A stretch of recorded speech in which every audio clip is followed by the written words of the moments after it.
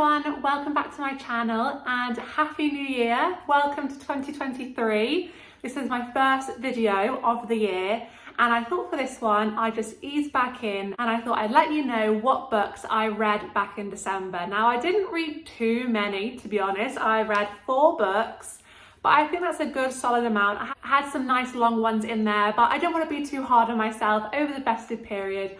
I wanted to just relax with my friends and family. So yeah, I read 4 books this month. Some I absolutely loved and then some not so much. I feel like in December I had 2 halves to the month. The first month in terms of reading felt a bit slower, and then in the second half of the month it really picked up and there was a couple books which I just really loved. So the first book that I read this month was The Vanishing Half by Bennett, and I have wanted to read this for so long because I have heard so many people talk about it on BookTube and just in life. People have absolutely loved this book. So I thought it's about time that I got round to reading it. This is about 2 sisters who live in a town where their sort of aim is to be as light-skinned as possible. They are a black community. Yeah, their aim is to have this really fair skin, and it's how 2 sisters sort of run away from this town. One decides to live her life as a white woman and one decides to live her life as a black woman. And it's how their lives have completely gone in different ways. So it's a conversation around race and class. It didn't pack a punch as much as I thought it would, to be honest. Now, I don't know if that is controversial to say, but the first half of this book felt quite slow to me. And I didn't find myself wanting to reach for it or pick it up because, yeah, it just did feel a bit slow. But of course, I did keep reading and, you know, it did pick up a bit for me in the second half of the book. But I don't know, I think it's because I had such high expectations for this book. And maybe that's why it fell slightly flat for me, because I did expect such greatness from it. But I don't know, it didn't pack a punch as much as I thought it would. I thought the conversations around race and class were interesting. I particularly liked the contrast between the sister's daughter's life and seeing how they compare and contrast. I thought that was a really interesting piece of the book. But I don't know, it just felt a little bit surface level to me. I don't know if I've missed something or I'm just not sure. But I did like it. I gave it 3 stars, but I was expecting this book to be like a 5-star book for me. So I am a bit surprised, but I am glad that I finally read it. So the next book that I read was the first Lord of the Rings book in the trilogy, so The Fellowship of the Ring. And I have to admit, I didn't read this exact book because the writing is so tiny. So I did switch to a bigger book, but that was chunky. So I thought I'd just show you this book. So The Fellowship of the Ring, I am so glad that I finally got round to reading The Lord of the Rings. I feel like it is such a classic that I need to get to. It has influenced the fantasy genre so much. It's made fantasy what it is today. So I thought I need to get round to reading it. And I read The Hobbit last year, which I loved so much. It was the perfect cozy read. So I was really excited to delve into the actual main trilogy. Now I have to say this book did take me quite a while to get through. I'm not sure why. I guess it did feel slightly slow in parts because it is such a simple premise. It is a group of people going from one place to another place. It's their journey, so it's quite a simple premise. So maybe that's why it felt slightly slow in parts for me, but regardless, I still love this reading experience because the world building that Tolkien does is just unparalleled.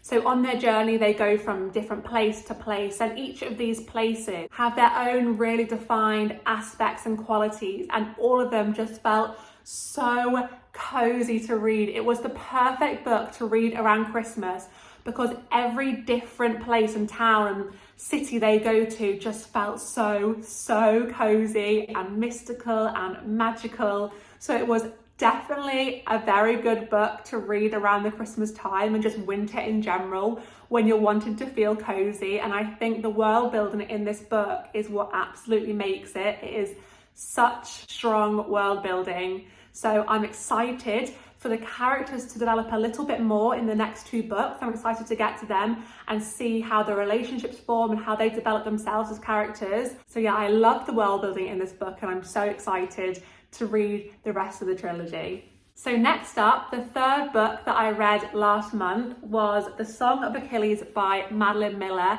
and I flew through this book. I was so keen to read it after reading Circe the month previous, and this book did not disappoint. I loved it.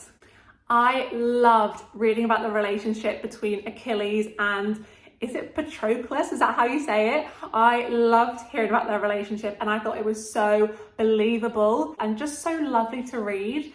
And then the end was heartbreaking. It was so tense.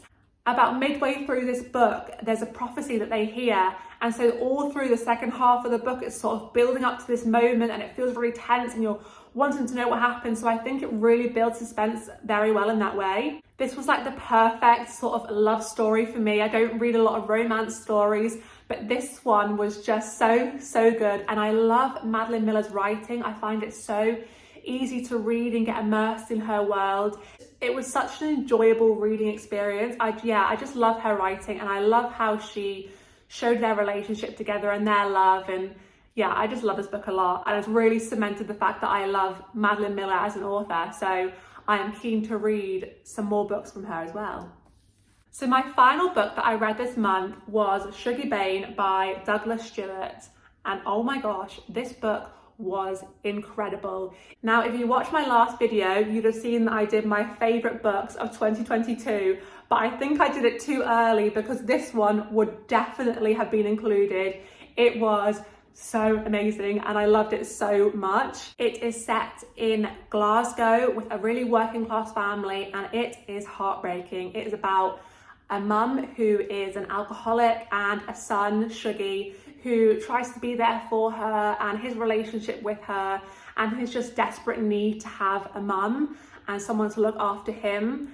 And it was just so heartbreaking. I was rooting for this family so much, and there were so many setbacks and heartache, and they just had to deal with so much. And it shows their sort of fight to get out of that working class life.